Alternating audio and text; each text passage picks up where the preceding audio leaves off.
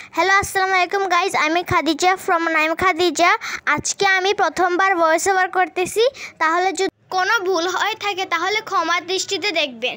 তো আজকে আমার আম্মুর মন করলো আর আমাদেরও সবার মন করলো যে আমরা আজকে একটু পিঠা খাবো।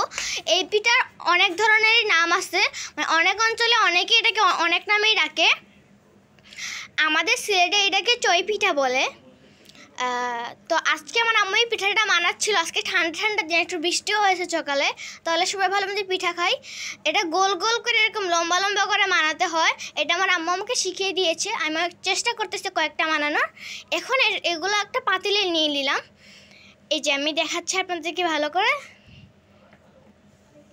আরেকটা পাতিলে আমরা একটু পানি ঢেলে দিলাম। এরপরে এখানে ওই পাতিলটা আমরা এখন দিয়ে দিব।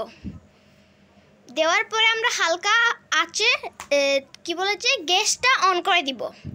এরপরে আমরা ঘুরে দিব, একটু পরে আবার তুলবো, আবার ঘুরবো, একটু পরে দেখবো যখন এটা থেকে ভাপ বের হবে তখন আমরা ভাববো যে এটা ভালো করে সিদ্ধ হয়ে গেছে। আমরা মোমো যেভাবে ভাপ দিয়ে সিদ্ধ করি এটাতে এইভাবেই সিদ্ধ করব। এই দেখেন এখন আমাদের এটা থেকে আস্তে আস্তে ভাপ বাড়াচ্ছে, এর মানে আমাদের এটা হয়ে গেছে।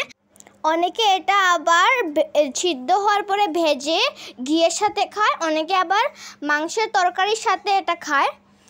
আপনাদের যদি আজকের ভয়েস ওভারটা ভালো লেগে থাকে, ভিডিওটা ভালো লেগে থাকে, তাহলে সবাই লাইক করবেন, সাবস্ক্রাইব করবেন, কমেন্ট করবেন আর আমাদেরকে সাপোর্ট করবেন।